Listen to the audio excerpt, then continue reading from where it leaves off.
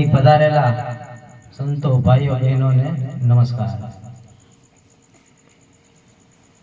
આપણા ધર્મદાસ મહારાજ જ્યારે પ્રવચન ચાલુ કરે ત્યારે સૌથી પહેલા એમ કહેતા કે કોઈ તીર્થ સ્થાનોએ જઈએ, કોઈ કથામાં જઈએ અથવા સંત મેળાવડામાં જઈએ, સંત સમાગમમાં જઈએ ત્યારે બહારના વિચારો લાવવા નહીં, સૌથી પહેલા એ ચાલુ કરતા હતા। એટલે બહારના વિચારો જો આપણે લાવશું તો ઉજાગરા થાય છે અને અહીંથી આપણે સંત સમાગમ અને સંતો જે બોલે એમાંથી કંઈક ને કંઈક પોઈન્ટ ઘરે લઈ જવાનો છે અને ઉતારવાનો, એવા પ્રયત્નો કરવા કે કોઈ પણ સંતો જે બોલે એનું આપણે વર્તન કરી શકીએ અને પ્રયત્નથી બધું મળી શકે છે।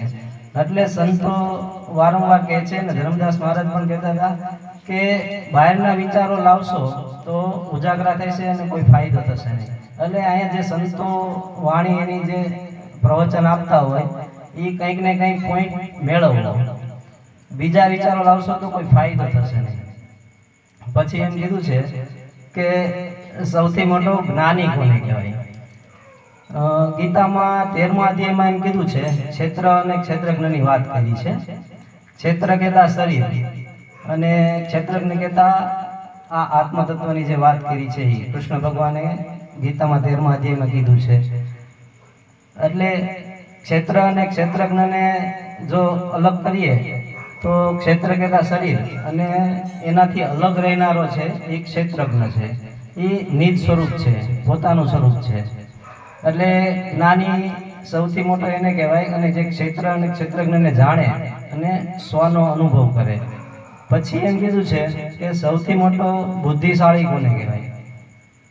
તો કે પોતાના જે અવગુણ હંમેશા જોયા કરે અને બીજાના ગુણ જોવે અને પોતાના અવગુણ દૂર કર્યામાં રહે એને સૌથી મોટો બુદ્ધિશાળી કહેવામાં આવે છે।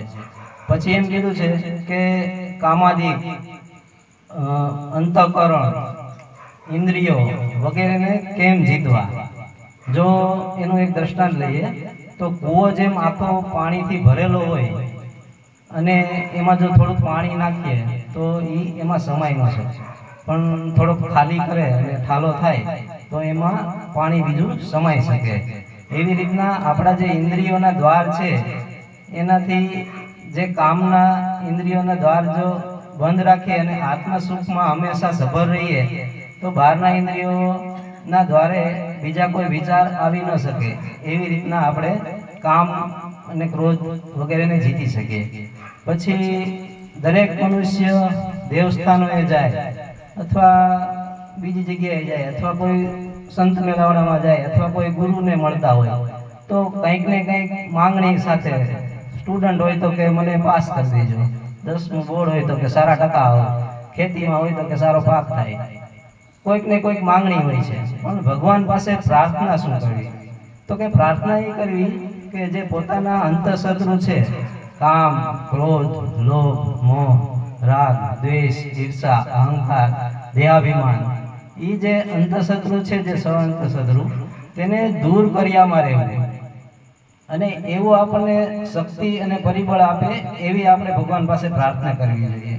અને જે સંતોનો સમાગમ થાય એનાથી જ આ બધા અંતઃશત્રુ દૂર થઈ શકે, બાકી એનો કોઈ બીજો કોઈ રસ્તો નથી। પછી આગળ એમ કીધું છે કે અનેક જન્મ સંસિદ્ધતો યાતિ પરામ ગતિ, અને ભગવાનના જે સ્વરૂપ છે એ પોતે જો એમાં મંદ રહે અથવા થોડો ધીમો રહે, ભગવાનનું સ્વરૂપ તો આપણને દરેકને ધર્મદાસ મહારાજ અને બીજા ગુરુજનોએ આપણને આપેલું જ છે, સ્વનો અનુભવ કરાવેલો છે, પણ એ સ્વરૂપનું જો આપણને મંદ રહી તો જે મોક્ષ પ્રાપ્તિ છે એ અનેક જન્મો લાગી જાય છે। પણ ભગવાનનું જે સ્વરૂપ છે એમાં જો ખંત્યો રહે તો આ જ જન્મે બેડો પાર થઈ જાય છે। પછી આગળ એમ કીધું છે કે ભગવાન અથવા ભક્ત અથવા સંત નો રાજીપો કેમાં છે? તો કે ભગવાનનું તન, મન, ધન, મન, કર્મ અને વચન એનાથી જો સેવા કરે તો સંતો, ભક્તો અને સદગુરુ મહારાજનો સૌથી મોટો રાજીપો છે। અને પછી આગળ એમ કીધું છે કે આપણામાં જે સ્વભાવ રહેલો છે દરેકમાં એ કોઈ દિવસ બદલાતો નથી, પણ સંતનો સમાગમ એક એવો છે કે જે ગમે તેવો આપણો જે કઠણ સ્વભાવ હોય એ પણ દૂર કરી શકે છે.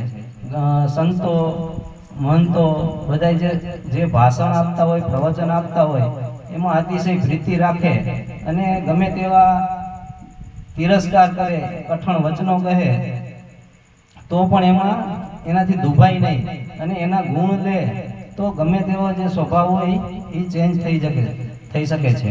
એટલે સંતોનો જે સમાગમ, સંતો જે કહેતા હોય એની ઉપર, એના ભાષણ, એના પ્રવચન, એના શબ્દો ઉપર વિશ્વાસ રાખવો જોઈએ. તો ન ટળી શકે તેવો પણ સ્વભાવ ટળી શકે છે. પછી એમ કીધું છે કે માનવ જીવનનું મેઇન ગોલ શું હોવો જોઈએ, મેઇન ધ્યેય શું હોવું જોઈએ? તો કે એક જ લીટીમાં, એક જ શબ્દમાં કે માનવ જીવનનું ધ્યેય પરમાત્માને પામવા, એ જ માનવ જીવનનું ધ્યેય હોવું જોઈએ. પછી એમ કહે છે કે આપણું શરીર નિરોગી રાખવું, ધન ધાન્ય પામવું, બાળકો પેદા કરવા વગેરે એ આપણું મેઇન ગોલ છે કે નહીં? પણ એનો જવાબ છે પરમાત્માને પામવા, એ જ આપણું મેઇન ધ્યેય છે. આ બીજું બધું તો શરીર નિરોગી હોય, કાલે અસ્વસ્થ થઈ જાય, ધન ધાન્ય ખેતી નોકરીથી કમાયેલું હોય તો એ પણ જતું રહે. અને દરેક મનુષ્યને આ બધી વસ્તુ સરખા પ્રમાણમાં મળતી નથી. પરંતુ જે સદગુરુ મહારાજે કીધું છે એ દરેક વ્યક્તિને, દરેક માટે એક સરખા પ્રમાણમાં મળી છે.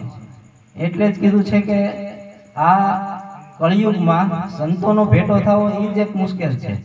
એટલે સંતોની મુલાકાત કરી, અને જે શાસ્ત્રમાં તો આ બધી વાત કરેલી છે, પણ સત્પુરુષનો ભેટો થાય અને એના મુખ થકી આ વાત કરે તો જ આપણો બેડો પાર થઈ શકે. એટલે કે સંતોનો ભેટો કરી અને આ વાત સમજી લેવી જોઈએ અને પોતાનો સ્વનો અનુભવ કરી લેવો જોઈએ. બોલો સદગુરુ મહારાજ.